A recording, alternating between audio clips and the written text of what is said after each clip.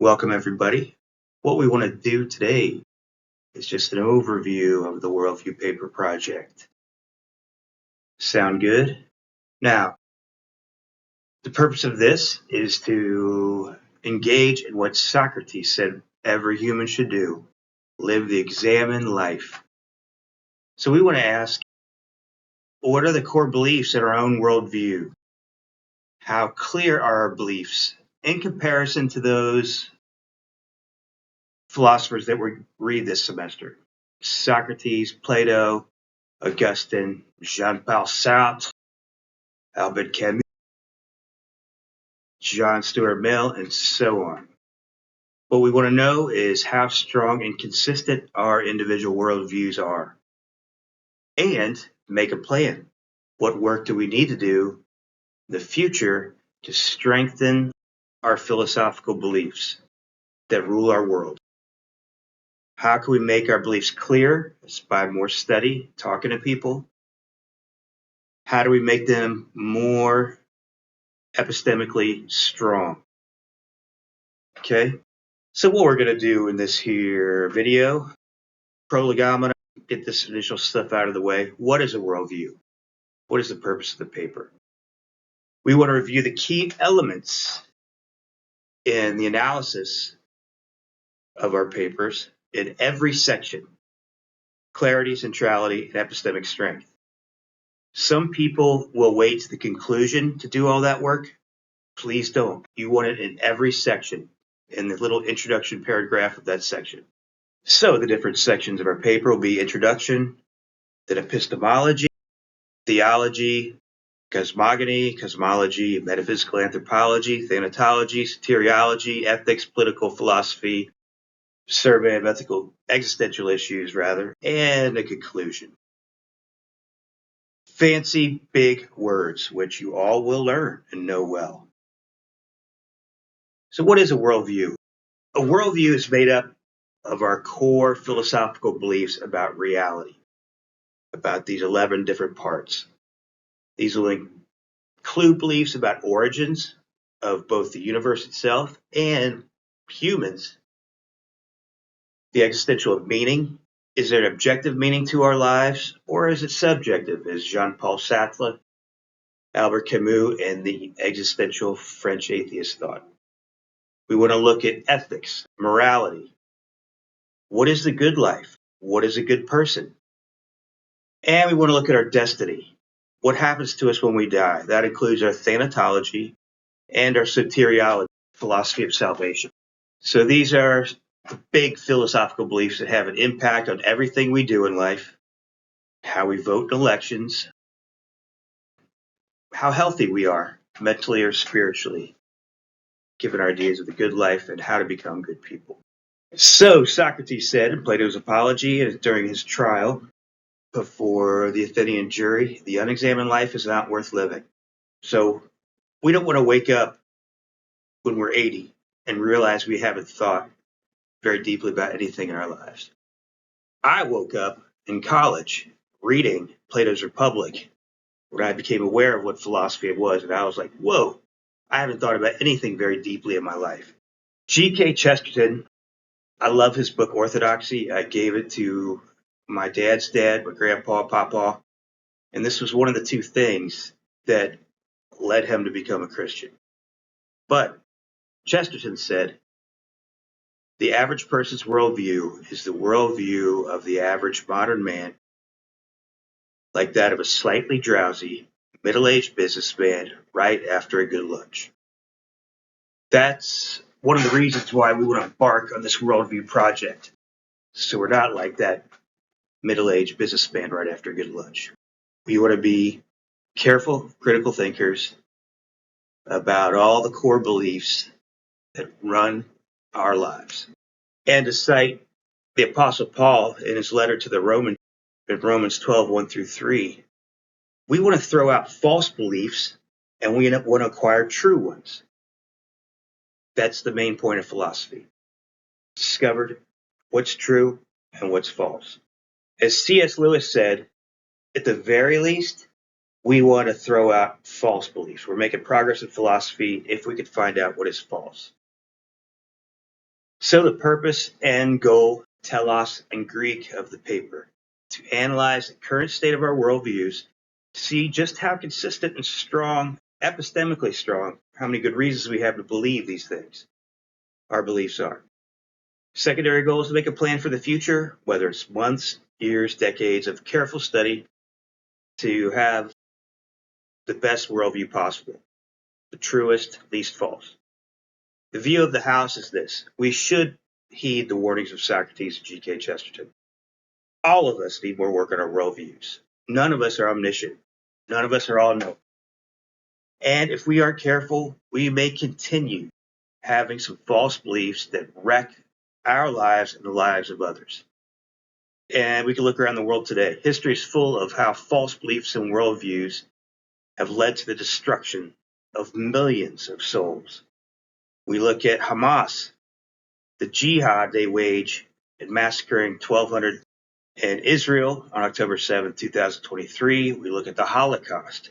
We look at Chairman Mao and Stalin, who killed over 100 million of their own people. Same thing in Cambodia, Cuba, and around the world. All right. The content of our beliefs. How clear are our beliefs? Or are most of them vague? If we're undecided and on the fence about something, that is totally fine. The project is just your self-analysis. How clear your worldview is, the different beliefs in your worldview, in contrast to some of the philosophers we have. If every view is vague, that is fine. All your reader is interested in is your analysis. Second thing, centrality. How central is the particular belief? How much will your life change if you change the belief? And some worldview beliefs are dependent upon others. How many other world beliefs are dependent upon this one? So, for example, Dr. Pepper is my favorite soda. If it changes to Fanta, Fresca, not much of my life will change. I just choose this or that in the aisle at the grocery store. All right, finally, epistemic strength. It's not how strongly you believe it, it's how many good reasons do you have to believe it. Is this belief well justified? Have you studied all the other options and you know that this one is by far the strongest? Or is it based on a whim? So you can say, oh, I hold this belief dear to my heart, I'm basing my whole life on it, but it's actually based on a whim. It's something you saw in a cereal box or on some movie or Netflix show. Advice here is to treat each section as a mini paper with an introduction and conclusion. Give readers a roadmap of what to expect in that category section. So in each section, give a little intro paragraph to tell your readers what to expect in that section. Do this for epistemology, the second section, theology, cosmogony, cosmology, and so on. First, tell your people how clear, central, and epistemic strong the beliefs in that category are. Then tell your readers what philosophers' views you are going to mention in that section to illustrate your own views. So whether you agree with somebody 100%, 50%, 30%, 0%, putting that other philosopher's view in there will always help you clarify your own view by you explaining how your own view compares and contrasts to Socrates' view on X. We're going to have 3 rough drafts due, and we got to collect those quotes every week. It is way too difficult to try to write this paper and go back through the whole semester of work and try to find quotes. If you're collecting quotes and putting them in a rough draft now, all you have to do is polish this stuff and you're good to go. All right. That's me and 2 of my professor buddies. We went to Greece when our study abroad at Mississippi State fell through. All right, introduction. This is the autobiography of your worldview journey. Tell your readers your story. This can be short, shorter as long as you want. 1 paragraph or 10 pages. But many students find it cathartic to just get this out of the way. If you're a very private person, you can skip this. But your readers will be interested to know if you tell your worldview story from birth until now, what did your parents believe? What did you believe? Do you believe what your grandparents believed? Did you switch worldviews 50 times? So, yeah, your readers will want to know if you were born into a Tibetan Buddhist family, and then in kindergarten you became a Scientologist. Then in high school you became a naturalist, scientific atheist, and you're still searching for evidence for God's existence. Whatever. Have fun with that. And that could be 0 pages or 20 pages. I'll read it all. I love it. All right, what is epistemology? That's a philosophy of knowledge. In this section, you're going to tell your readers what you think are the best sources of knowledge, whether it's experience, innate knowledge, maybe you're programmed with it from birth, and your soul, as Plato thought. Is it from our senses? Is it from authorities, historians, political leaders, parents, grandparents? Is it from intuition? Do you trust your guts above everything else? And is there religious knowledge, as Socrates thought? Socrates thought that God cared about us enough to give us some information about life sometime. Or could it come from prophets?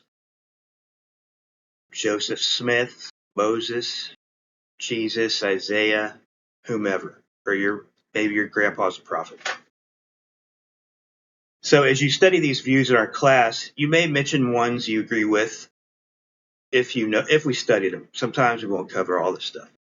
Scientism, weak or strong, that's the view that knowledge only comes from the sciences.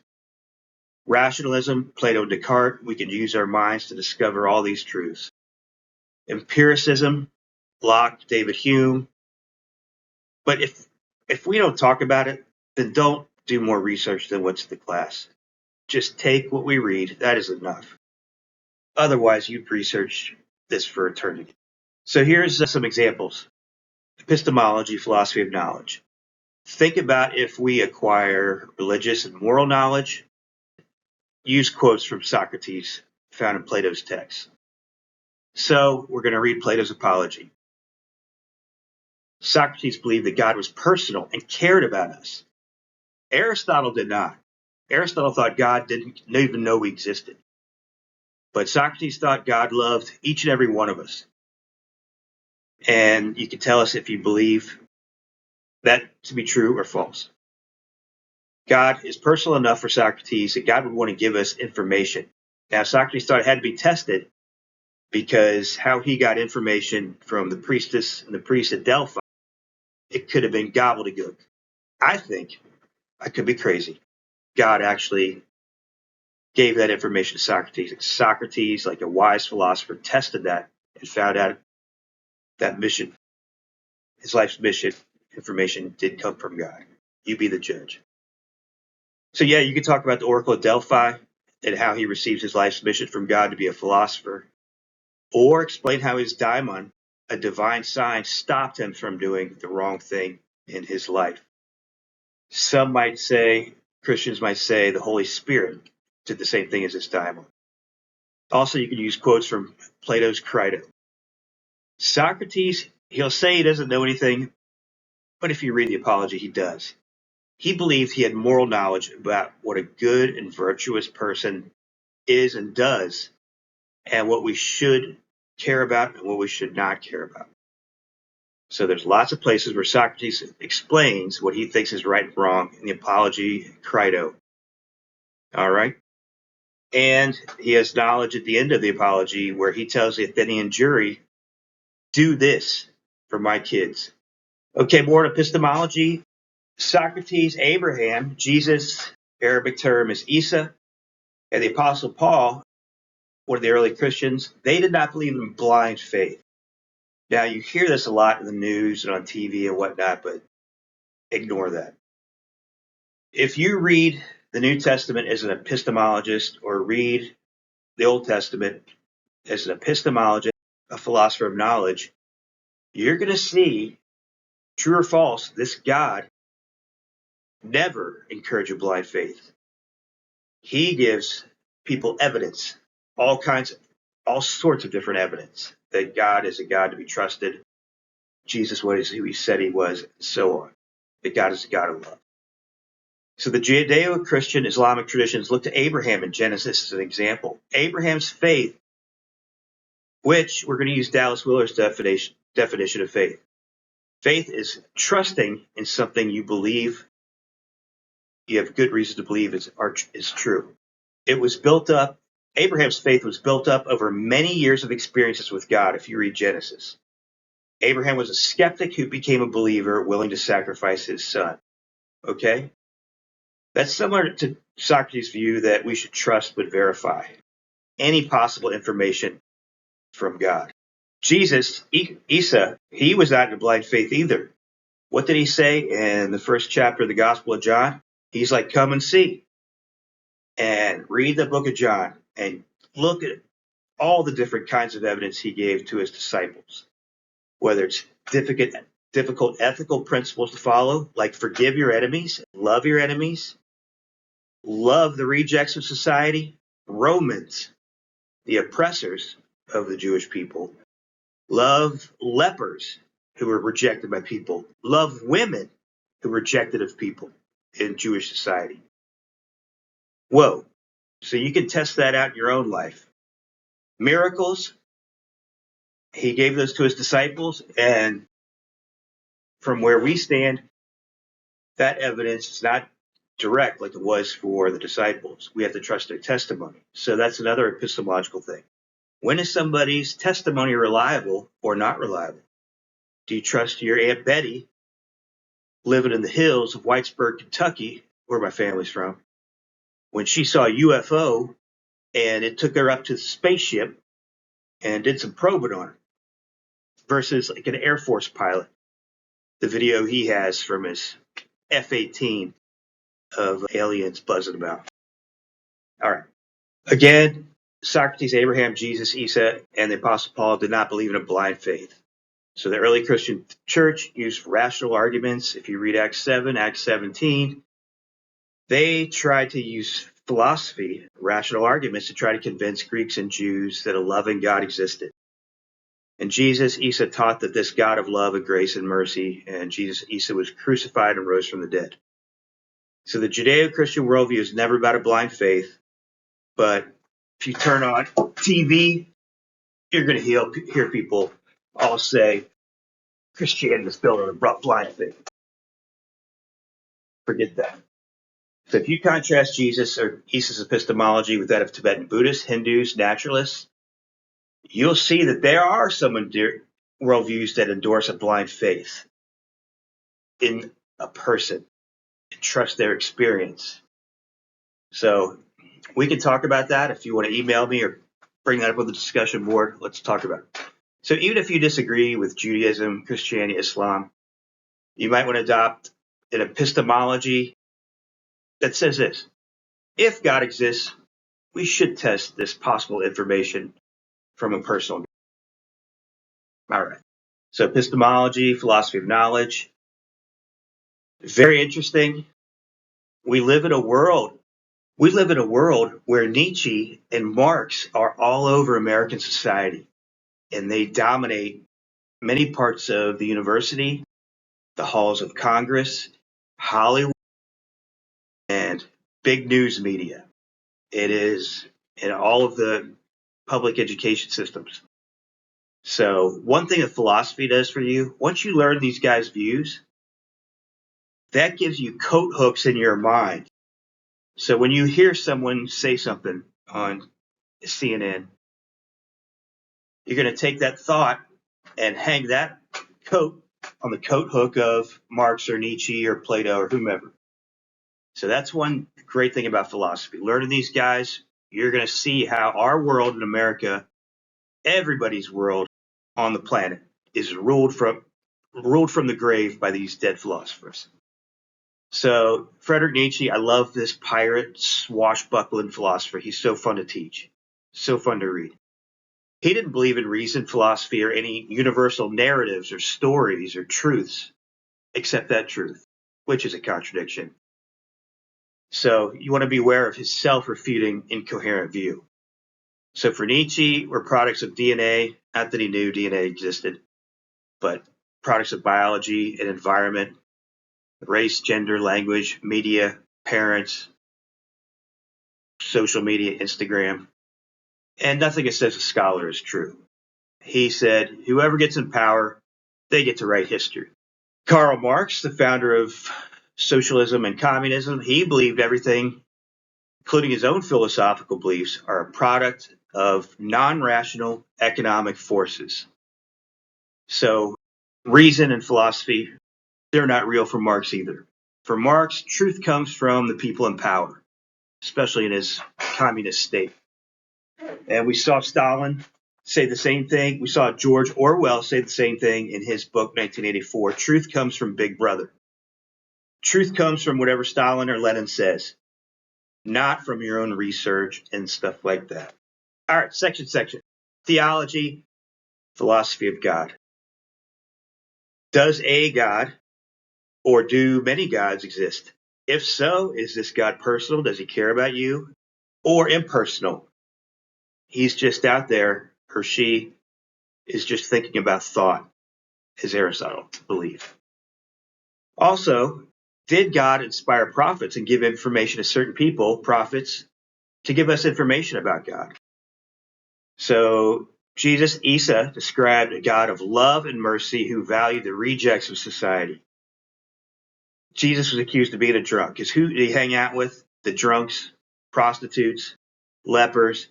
He hung out with hated tax collectors and Romans who were hated as well. So you can use, for your worldview paper, you can use anything you know. You can quote your grandparents. If you want to cite the Marvel universe, especially when we get to cosmogony, cosmology, talk about the multiverse, anything that helps clarify your view. Okay, but you do have to include our philosophers. You can put some other stuff in there, but you do have to at least quote our philosophers. All right, how do we use Socrates and St. Augustine in our papers? There are lots of juicy quotes from Socrates to use from the dialogues we read. So it is bizarre. Somehow Socrates, Plato, Aristotle, and other ancient Greek philosophers, they climbed out of the crazy polytheism of Homer and Hesiod to have a view of God closer to that of classical theism found in Judaism, Christianity, Islam, and at least Ramanuja's minority view of Hinduism. So how did Plato and Socrates and Aristotle escape all the peer pressure to believe in Zeus and Hera, Hermes, the giant killer, and so on? All right. When we get to St. Augustine, there's a ton of quotes we can use from his Confessions where he describes his different views of God that changed over time. So he changed worldviews 4 different times, from indifferent paganism to Manichaean dualism to Neoplatonism and then finally to Christianity. Using these different views to help clarify in your own, that's your goal. Part 3, cosmogony, cosmology. Where did the universe come from? What keeps it in existence? Why doesn't the universe vanish 5 minutes from now? Is there a God holding it in existence, or is it just magical, unexplained, why matter and the periodic table continue to exist? Where did the universe come from? Did God, the necessary being, or uncaused cause, or prime mover, those are Aristotle's terms, did they create the contingent or universe that did not have to exist? Did God like the Big Bang 13.7 billion years ago? Or did the Big Bang just happen without a banger? Is there an uncreated Big Bang machine pumping out trillions of universes as some inflationary multiverse models hold? Was Leibniz right in his contingency argument for God's existence? Secondly, what keeps the universe in existence? We don't even think about this today, but science cannot explain why the universe didn't vanish last year. Science does not explain that. It's a philosophical question. Does the universe continue to exist without explanation? Or is there a God, as Aristotle believed, and Jews and Christians and Muslims believe? Does a loving God continually choose to conserve the universe, divine conservation, and keep the laws of physics stable? Or maybe George Lucas is right. The Force is what keeps it in existence. All right. You can talk about the Marvel DC universe or quote the Bible, explain whether you disagree with it and to what extent. So, cosmology, use quotes from the following fine-tuning design argument articles, Kalam cosmological argument videos. So, if you click on the PowerPoint, you'll access all these videos. Robin Collins, we're going to read his article when we deal with the fine-tuning of the universe. William Lane Craig, he's got cartoon videos to summarize it, as well as more complex videos. And Sam Harris, and a lot of the naturalists these days, scientific atheists, Four Horsemen, they defend the multiverse because they think it's really improbable that just one universe exists and it's this perfect because of the fine-tuning designer. Now, my atheist professor buddies, none of them go this multiverse route. They think that's just kicking the can down the road. They'd rather just eat it right now and just say, yeah, we can't explain it. This universe is perfect, Goldilocks universe for evolution to happen to create us. All right, all right, all right. Louis Giglio, he's my cousin's pastor in Northeast Georgia, Atlanta. And he uses pictures of stars in the Hubble telescope to argue for a designer and the God that Jesus taught existed and talked about. And mentioned by the prophet Job, Job 38 to 40. Those are some of my favorite chapters of the Bible, where God tells Job to gird himself like a man, and God just hammers him, kind of in a way like Thomas Aquinas deals with the problem of evil. But email me about that if you're interested. All right. So those videos can help you clarify as well. If you click on the PowerPoint and go to those videos. Oh, one of my favorite bands, they put on a great show, Skillet. And I love that Christians and non-Christians love them. This song, Stars, shows how their worldview is integrated. So their cosmology, cosmogony, theology relates to the God cares about them, a personal God, their theology. I love that. Whether it's true or false, I still love the song and how these different worldview beliefs relate. So yeah, if you want, quote that song to compare and contrast your own beliefs. Anyway, all right. Metaphysical anthropology. What are we as living human organisms? Let's read a little passage from St. Augustine's Confessions. Quote, men go abroad to admire the heights of mountains, the mighty waves of the sea, the broad tides of rivers, the compass of the ocean, and the circuits of the stars, yet pass over the mystery of themselves without a thought. Socrates would say the same things about the naturalistic pre-Socratic philosophers.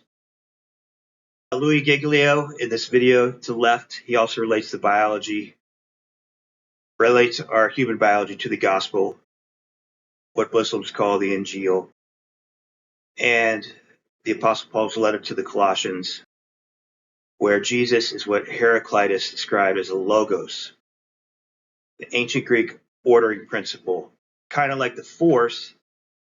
And in John 1:1, in the beginning was the Logos, and the Logos was with God, the Logos was God. Maybe I butchered that. But basically, when ancient Greeks read the Gospel of John, they knew John was talking about the Logos, the ordering principle of the world. And that's the view that Paul defends Colossians. Jesus is the second person of the Trinity who holds the whole universe together. All right. How do you explain the origins of human organisms? Is it the gods? Is it God? Are we accidents of nature? Or panspermia? Are we, as the pre-Socratic Democritus said, did we crawl forth from the slime? Ancient Greek philosophers, they came up with the idea of evolution, not Charles Darwin. So Democritus, Leucippus, Anaximenes, and Empedocles, who lived on Sicily, they all believed we just evolved naturalistically without God's help. All right.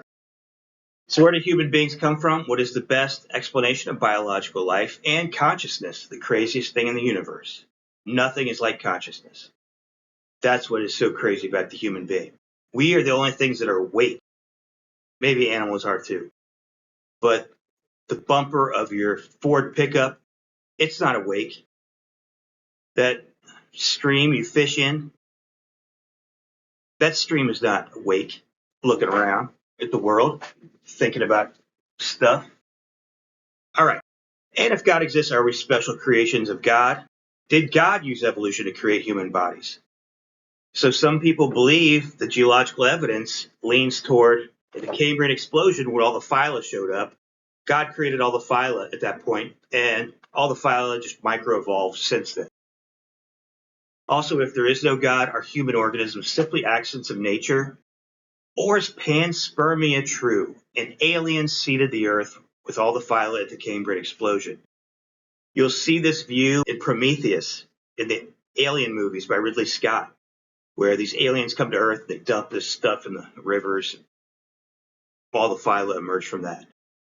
Also, Francis Crick, one of the co-discoverers of DNA, he said there's not enough time for life to evolve on the planet Earth. 5 billion years is not enough time. We had to come from a planet where evolution had a billion more years for humans to evolve. All right. Part of metaphysical anthropology is the philosophy of mind. Are we just brains and bodies, or are we also non-physical souls ourselves? Okay? Socrates believed, I am not my body. So we'll read in the Phaedo, he's like, where do we bury you? He's like, dude, you're not going to bury me. I'm going to be gone. Do whatever you want with my body. Burn it, eat it, bury it, feed it to the wolves. It's up to you. So here's some terms. Is physicalism is true? Physicalism says we are just physical beings made of brains and bodies. All humans are clouds of energy moving in fields of force. There's no I or self or center of consciousness with free will and that type of thing. Or is substance dualism is true? Substance dualism says there's two substances. There's a non-physical self, soul, and there's a physical body and brain. And somehow these two work together. Socrates believed it, Plato believed it, Aristotle believed it, Rene Descartes famously believed it, and he gave the argument, I have mental states, I think, therefore I am, to argue against people like the Buddha and David Hume. Well, David Hume wasn't born yet. Those people, the Buddha and David Hume, didn't believe there was an I or self. So you can use quotes from Plato's Apology, the Phaedo, where Socrates talks about death and how people can bury his body, but not him, because he's a non-physical or not immaterial soul that survives bodily death. React to Socrates' views in your papers. Quote him and let your readers know if you think Socrates was nuts or if he's right that we have souls and minds. If you're familiar with near-death experiences, stories, or body switch movies like Freaky Friday, you can quote those and say, yeah, I know from Freaky Friday, Lindsay Lohan or Jodie Foster, it's conceivable I could switch bodies. If that's conceivable, then that might be a strong philosophical argument that you are not your brain. If you conceive of something else moving over there, you're not conceiving of brains coming out and switching, conceiving of a soul using this brain and body, going to another brain and body. Also, I think Jason Bateman and Vince Vaughn, or who's that kid who plays Deadpool, Ryan Reynolds. I think they had a body switch movie too. All right. Metaphysical anthropology, also ethics and theology. You can talk about it here or in the ethics or both places. Metaphysics of human beings. Are you and I, are we human organisms things of value? Are we more valuable than other animals? Or is that false? There is no such thing as good or evil, right and wrong, or any values. So the original American philosophy was grounded in Aristotle and Marcus Aurelius, Seneca, Cicero, their view of natural law. That God gives a natural law that all of us can become aware of. We're supernaturally aware of the natural law, and it's different than scientific laws. Are we things of value is the American founding philosophy, holds in the Declaration of Independence.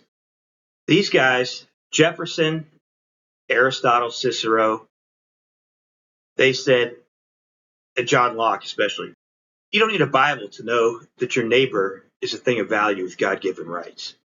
They said it's just evident. Yeah.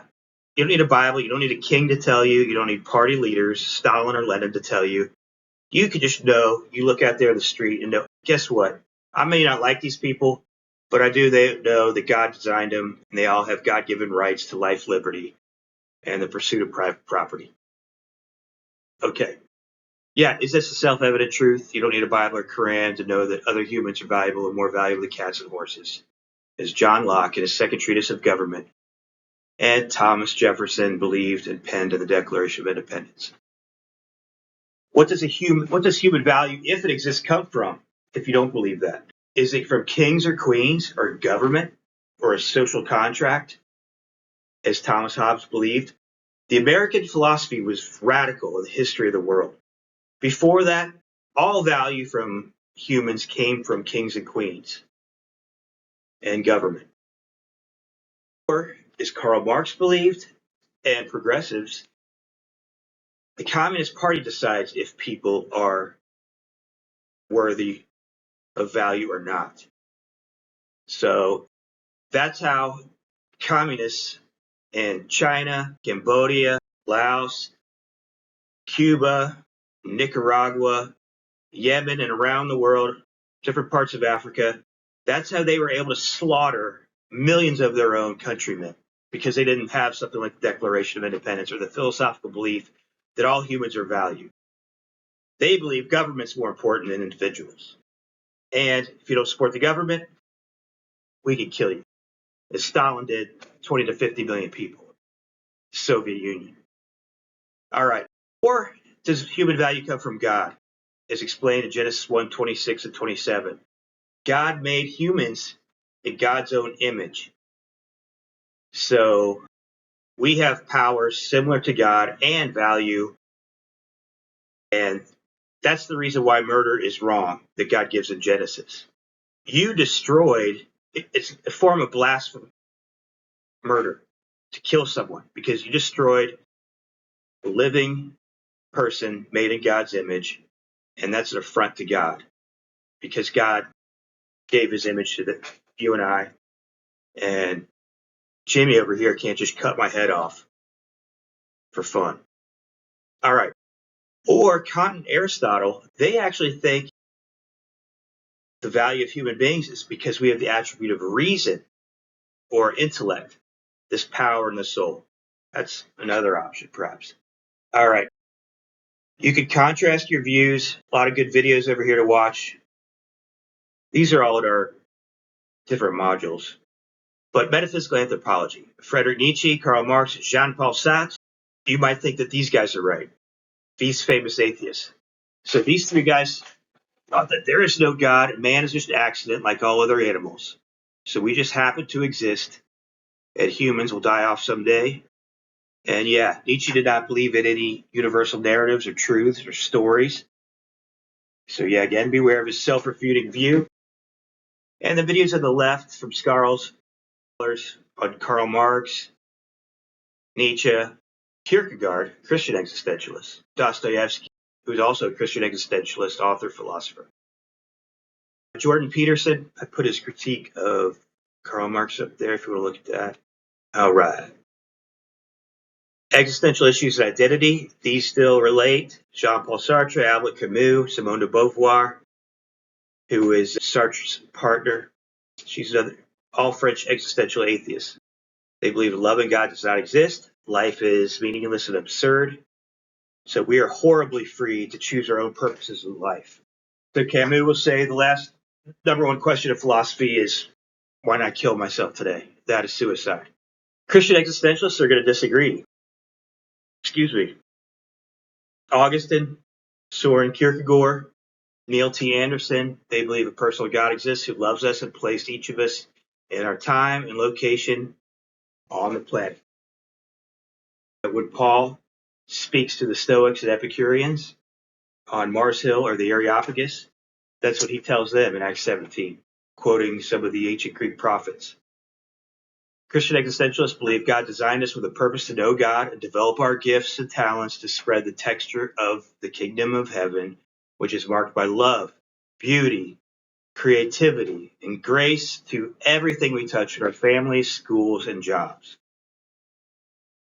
So our theology can relate to our metaphysical anthropology to our meaning and purpose in life, which that's a quick summary of it, is to know God and make him known by living in the kingdom of God, which is open to us now as Christians believe.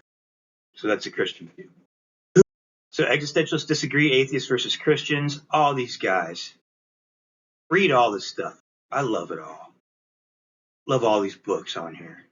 So theology, how does it relate to metaphysical anthropology? Postmodernism, Nietzsche's view, rationality and God. Questions to ask ourselves, is our value due to our own beliefs about ourselves or someone else's beliefs about us, like our mothers, families, community, country, God, etc.? Does our DNA or our skin color matter as to who we are and our value?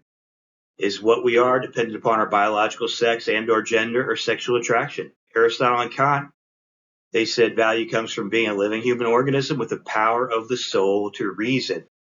The intellect was a capacity or power of the soul for both these guys and for many Christian thinkers. The possession of the intellect. Are they correct? We'll read Socrates' argument against suicide of Plato's Phaedo, that we are possessions of the God, and therefore we should not commit suicide because God loves us, created us, and we're God's possessions. We're his sheep. Well, brilliant sheep. And yeah, sheep shouldn't just off themselves because the sheep are the shepherds. For Jesus, Isa, and Christian theology, we're all beautiful messes loved by God regardless of how bad we are, regardless of what beliefs we have, regardless of our skin color, sex, gender, parents, friends, enemies, race, age, what have you. Even people who go to Ole Miss are loved by God. Do humans have a nature? Does human nature change? This is a huge question that has occupied philosophers from the ancients. So Aristotle, Thucydides, Jesus, Augustine, Thomas Aquinas, John Locke, Thomas Jefferson, Reverend Martin Luther King Jr. all believe that human nature does never change over thousands of years. This is natural law theory. So you can use quotes from Plato's Apology and other dialogues to see if humans are the same in 399 BC as they are today in 2026.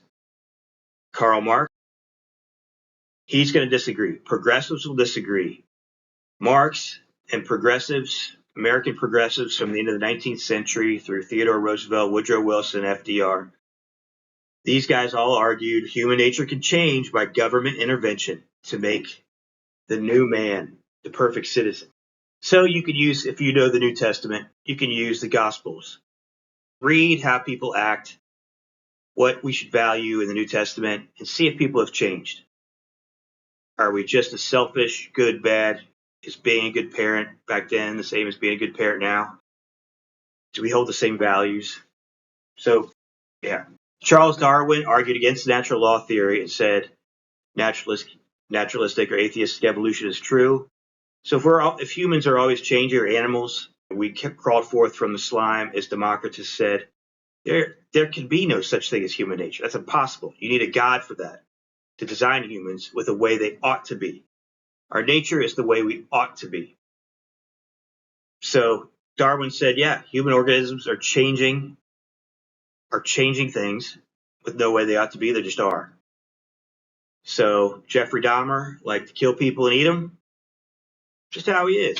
There's no way he ought to be, because he's a product of just matter moving in fields of force over time. Product of biology and DNA, wholly physical processes explained by modern science. So most progressive philosophers are Marxists, socialists, and communists.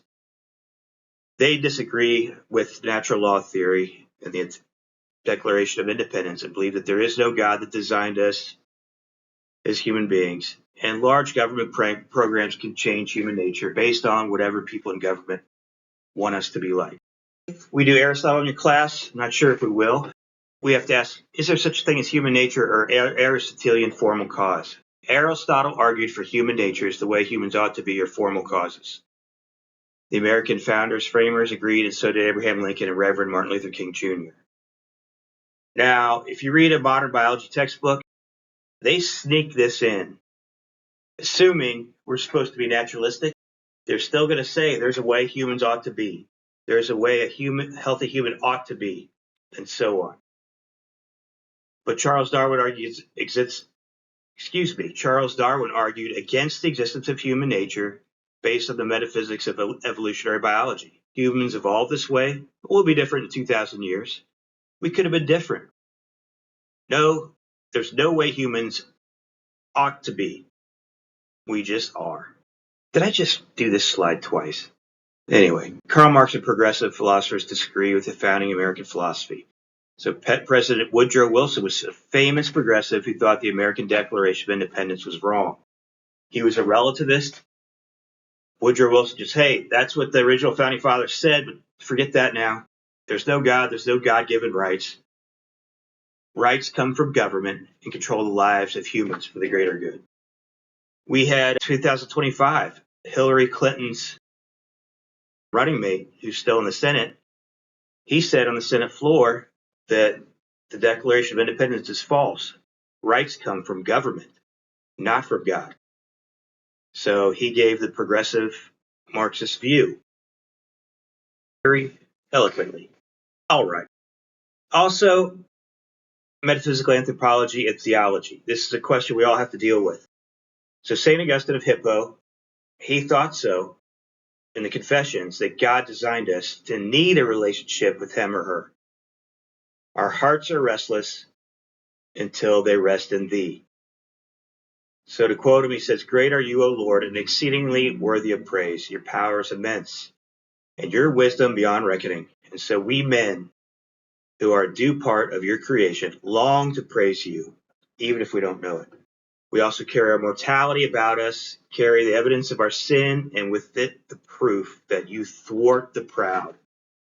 You arouse us so that praising you may bring us joy, because you have made us and drawn us to yourself, and our hearts are not quiet until they rest in you. So you quote that, whether you're an atheist, polytheist, Jew, Christian, Muslim, Scientologist, Sikh, Jain, and tell us if he's right or wrong. Is there such a thing as a human nature or Aristotelian formal cause with regards to achievement in life? So some feminist philosophers, Simone de Beauvoir was brilliant. She argued that marriage is an institutional evil. Heterosexual or same-sex, it doesn't matter. And reproductive powers to have children are evils to the main goal of successful careers. So, yeah, marriage is oppressive, an oppressive institution. It's interesting, when I used to teach philosophy of sexuality, which is philosophy of love, philosophy of marriage, there are some feminist philosophers who argued against same-sex marriage on the basis that all marriage should be abolished. So for same-sex people to enter into this oppression, that's terrible. Just like it's terrible for men and women to enter the oppressive institution of marriage.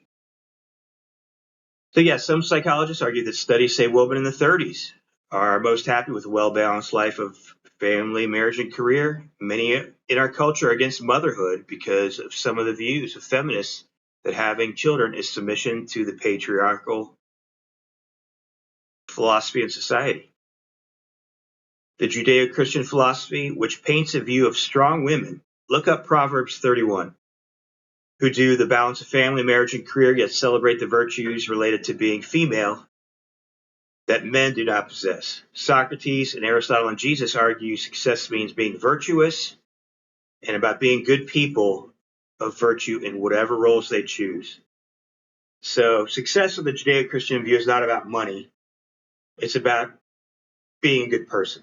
You're successful if you're a good person and growing in virtue. So yes, sex is not about money or career. It's about being good, happy, eudaimonia.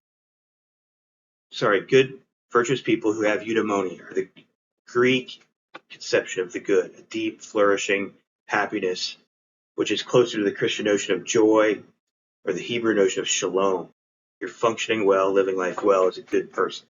All right, part 5, Thanatology, philosophy of death. I love that the Marvel Universe, Thanos, he just means death in Greek. Is there an afterlife? If so, what it is like? What is it like? What happens when we die? Reincarnation? Heaven or hell? Nothing? Something else? So you can use quotes from Plato's Apology, where Socrates talks about 2 possible options of death. You can use quotes from Augustine's Confessions on death on his biblical view. If you have another holy book, a Quran, LDS Doctrine and Covenants, Hindu scriptures, you can cite them. Or if you want to interview your grandparents and get their philosophy of death, their thanatology, cite their views, and compare or contrast your own views in light of them. If you know near-death experiences, mention them. Video interviews with John Burke. He's got a great... I have the first 2 chapters of Imagine Heaven, where he has a great collection of near-death experiences in there, if you want to read some of those. So yeah, use our books for thanatology, use our articles, use movies if you want. Socrates, Jean-Paul Sartre, Augustine, William Lane Craig. William Lane Craig describes the views of atheists Jean-Paul Sartre, Albert Camus, and Bertrand Russell in his article, and a video Meaning and Purpose. You can use video William Lane Craig, What Happens When We Die, John Burke's video, or you can use some horror movies if you want to do that. Groundhog Day, Beetlejuice, whatever. Okay, section 6. Soteriology, philosophy of salvation. Is there something we need saved from, or something to fear in the afterlife, or not? Do we need to be saved from anything? Tartarus and Hades, as the ancient Greeks believed, hell, or endless reincarnation, as Hindus and Buddhists believe. So Hindus and Buddhists believe life is awful and we need to be saved from the cycle, the samsaric cycle of birth and rebirth, or reincarnation. The samsaric cycle is to be escape life is hell. Groundhog Day illustrates this beautifully. You see how Bill Murray gets killed every day. He just doesn't care. He's trying to kill himself. He can't escape this endless cycle, birth and rebirth, in his Groundhog Day. Tell us what you think. Or do we have one life and we have heaven and hell after death, or something else? How do we get saved from reincarnation or hell? Is it by our deeds? Is it by faith? How is it? All religions except 2 believe it's by works and deeds, burning off bad karma and accumulating good karma. Or is it salvation by grace through faith in Jesus, Isa, as the Apostle Paul told the church at Ephesians 2:8-9. Who is right, if any of them? All right, section 7, ethics. What is a good person? How do we become good people? Jesus had a view of a good person explained in the New Testament, or the Injil, the Gospels. Cite verses as you know. Jesus said, a good person is one who knows God and is immersed in the kingdom of God and is continually growing through the spiritual disciplines or habits, like study, prayer, fasting, celebration, confession, worship, silence, solitude, simplicity, and so on. Are people things of value inherently from God or possession of reason? Or does the state, government, or leaders give rights or value to people? Ethics. Ethics involves what is the good? What should we value? Your whole day is driven by your values. What you value, if you're watching this, you value your education. Morality, rules are right and wrong. Is it right or wrong to kick a puppy for fun across the parking lot? And character. What is a good person? What is a bad person? What are the good and bad character traits? All right, ethics, how you can use Socrates and Plato. Theolincus, or the method of questioning, trying to find definition, Socrates uses around what is righteousness or justice in Plato's Republic. In book 2, Glaucon says, why should I be moral if I can get away with being evil? And there's no God or law of karma to judge me in the afterlife. This was Jeffrey Dahmer's argument why he killed and ate people. He says, there is no God, no punishment after death. I'm smooth enough where I can kill and eat people and get away with it. So why shouldn't I if that's what makes me happy? That's the argument Glaucon gave. Well, the character Glaucon gave through Plato's Republic 2,400 years ago. All right, so if we read this, you can interact with it. If we don't read it, forget it. So it's the Ring of Gyges argument, which was Jeffrey Dahmer's argument from Plato's Republic, Book 2. So yeah, Dahmer, Glaucon argued morality is just a necessary evil. If we're smart enough, powerful enough, or sneaky enough, we should do what we want that makes us happy. Why? Because there is no God or law of karma to know what we're doing if we're smart enough to get away with it. You can cite any statements by Socrates in the Euthyphro, Apology, Crito, Phaedo, or the Republic that helps you clarify your own views. Socrates always talks about what good people do and the right thing to do, as well as what bad character traits, vices are exemplified by Miletus and Euthyphro and Crito. Use Socrates' discussion with Crito about civil disobedience. In your political philosophy, ethics, we're going to do the Crito, so you can talk about your view of civil disobedience. You can cite Socrates. We're also going to read Reverend Martin Luther King Jr.'s philosophy of nonviolent civil disobedience in Letter from a Birmingham Jail. We're also going to read Karl Marx's argument for violent civil disobedience in Chapter 4 of the Communist Manifesto. Maybe a video with Marx. You should throw a Molotov cocktail into a police station if necessary. All right. Section 8, Political Philosophy. What government is best for human beings? This relates to what a good person is, what we are, metaphysical anthropology, and theology. So the American founding philosophy and the Declaration of Independence, all humans have God-given rights that government should protect. That was novel in human history, and most governments on this earth do not believe that today. Marxism says humans have zero rights unless the government or party decides to do. On Marx's view, there is no God and humans have no value unless Lenin, Stalin, President Biden, Obama, Trump decide you have value. Okay? And yeah, that's how Marxists in the USSR, China, North Korea, Cuba, Nicaragua, Cambodia, Laos, Vietnam, etc. could kill over 200 million people of their own citizens in the 20th century. They killed their own citizens. Government is not as important government is more important than individual rights. Individual rights don't exist. Government is God on Marxism. So you can get into what form of government you think is best for human beings. Oligarchy, monarchy, dictatorship, a benevolent dictatorship, democracy or a republican government. How much freedom, liberty should humans have? Plato hated pure democracy. He saw it as rule by the mob in Athens. And this is why the American framers and founders did not create a democracy. They created a republican government with checks. This was more like Sparta's government in ancient Greece. It has checks and balances following Montesquieu. The American philosophy is that government should be in the hands of states, cities, communities, and individuals to preserve individual liberty and freedom from a tyrannical central government in Washington. Small government equals more rights, more liberty, and more freedom, and more responsibility for individuals to work on their own moral growth to become virtuous individuals. That's why a lot of the founding fathers said religion is indispensable. If we don't have people trying to become good people and following the Judeo-Christian principles, morality, America's in the toilet. And progressives and Marxists disagree with the original American philosophy. They think that a huge central government in Washington should control Americans' lives for the good. Humans should not have private property rights.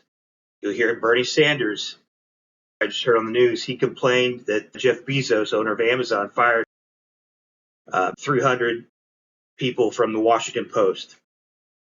On their view, rich people should be running businesses like charities and not to be a successful business.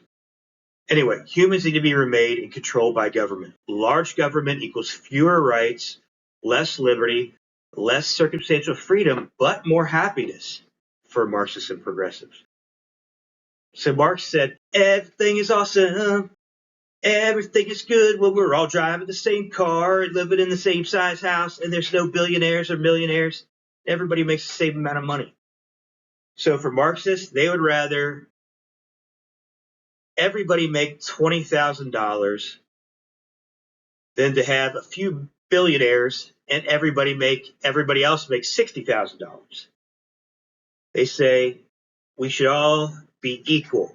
Equity, diversity, equity, inclusion, for equity, quality of outcome. So maximum minimum wage until we can get wages the same between CEOs and peasants like me. Here's some more good videos you can watch. PragerU gives good 6-minute videos like I should do instead of these enormous long videos. But the left believes big government, big taxes, big regulations, big bureaucracy, big government programs in healthcare, education, environmental regulation, etc. Less freedom and liberty for all citizens for the good. Everybody will be happier. The right says no, that's wrong. Small government, low taxes, individual responsibility, family responsibility, free market capitalism, individual responsible, individual charity, serving, volunteering, more liberty, more freedom for all citizens. So watch some of these videos to get to know some of the key differences. Tom Sowell is great. Former Marxist, became a constitutional conservative, small government guy. He can contrast them as very well. All right, civil disobedience we'll look at in the Crito, where Crito tries to sneak Socrates out of prison and disobey the judgment of the court to put him to death. That dialogue gives us a springboard into the philosophy of civil disobedience. And we'll look at the philosophy of Reverend Martin Luther King, who believed in nonviolent civil disobedience, and Karl Marx, who believed in violent civil disobedience. And we see Karl Marx's view today. We saw it in the 60s and 70s with the Weather Underground, Bill Ayers, Bernardine Dohrn, the SDS, the Black Liberation Army. We saw it with the violent Puerto Rican freedom groups, and we saw it with Black Lives Matter and Antifa and the 2020 riots for 100 days or whatever. We saw it with Hamas against Israel, and so on. So that philosophy is out there and embraced by people. So yeah, October 2023 until summer 2025, we've seen both nonviolent civil disobedience and violent civil disobedience by the American left in the White House, state houses, mayoral offices, academia, and the streets. So support of Hamas and Palestine against Israel's response to the 1,200 murders on 7 October 2023, and in response to the second Trump administration enforcing federal immigration law with ICE, the FBI, and Doge. Remember all that violence at the beginning of 2026? People started burning Teslas and vandalizing Tesla dealerships and all that stuff. So that's violent civil disobedience is a philosophy out there. All right. The final substantive section is existential issues. Deal with the existential issues. You might have all explained them all in other sections, so you can just refer to them, summarize it. But yeah, tell us what the meaning and purpose of life is, if there is one. If it's given to us by God, is it given to us by God, or do we choose it? And do we have free will? Are we determined by nature, or are we God's puppets? Alienation and isolation, another huge existential issue. So these guys said, hey, I can be with my family, at Thanksgiving and feel very alone and isolated. I can be with my significant other and feel very alone and isolated. I can be at a concert or in the hump watching a basketball game and feel very isolated and alienated. Where does that core existential problem come from? Ask your friends and family how they answer it. So Soren Kierkegaard and Augustine said, we are alienated from God. We're designed with that God-shaped hole in our hearts, and we are restless until we rest in God and restore that relationship by grace through faith in the work of Jesus and knowing Jesus as well. Jean-Paul Sartre, Albert Camus, Simone de Beauvoir, they said life is absurd. Alienation and isolation is just part of it. Deal. Watch these videos. School Life does some good videos. Some are crappy, but some are great. Now, in each of those sections, you want conclusion summarizes what you've already told us. There's no new information in the conclusion. You're just summarizing your analysis that you've done in every section. Please remember this. I'll get papers every semester where all this new information in the conclusion, I'm like, wait a minute, your readers want to know at the beginning of each of the sections, each section is a mini paper. What you're going to do is tell them how clear, how vague, how central, not central, or epistemically weak or strong your beliefs in that section are. And then you walk through it, explaining your views with quotes and the views of philosophers. Conclusion is just a summary, and then you make a plan. Yeah, I'm clearest on my cosmogony and cosmology. I believe 100% that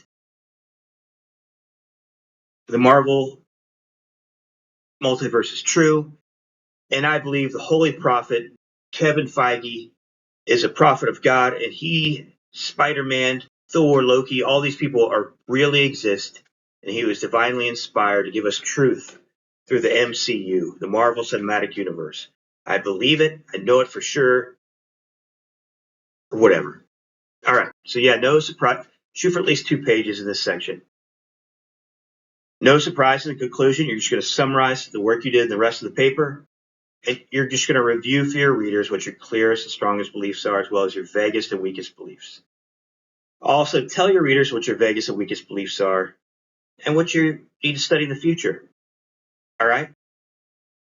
All your readers want to know is they want to see you living the examined life. They don't care what you believe. They want to see how good your own personal analysis of your worldview right now is. And make a plan to shore up parts of your worldview in the future. Sound good? So I would love to speak with everybody on the phone, WebEx or Teams, and work on a section or two of your worldview paper. Everybody in the class, I would love to. Email my school email, and then we can set up a time, Teams meeting through Canvas or WebEx, and invite the class or just one-on-one. It's up to you. Or a couple people and me. We can do it however you want. But the purpose of this is to live the examined life and make Socrates proud. So none of us waste a second of our lives. We want to be careful philosophers, aware of our weaknesses, and then we can find somebody who disagrees. We can interview them and ask them for arguments for their view, and so on. Or we can pick up a new book or that on a view that we're not aware of. Maybe Stuart Mill we're going to read in On Liberty, Chapter 2. Two reasons why you should know your enemy's arguments for their views better than the arguments for your own views. Number one, you might be wrong. You might be a jihadist raised by Hamas in Gaza and had propaganda shoved down your throat all your life. Or you might be somebody in Azerbaijan in the 1980s who you think Stalin is God, is what my friend said to me. I lived in California. She's like, I thought Stalin was God. Government could do anything. Stalin could do anything. So yes, I'm going to listen to him for the truth on X, Y, and Z. Okay? All right. Thank you very much. After the class, if you want to submit it to the project, I'm going to put papers online. I'll help you edit them for personal information. And then we can put them online and encourage other people to live the examined life, just like you have or will have done this semester. All right. I'll do other videos on each of the different sections more time. This was supposed to be a 15-minute video. I think I overshot it. But yeah, goodbye from Cabo in Baja California, doing that old Cabo Wabo. Thanks, Sammy Hager.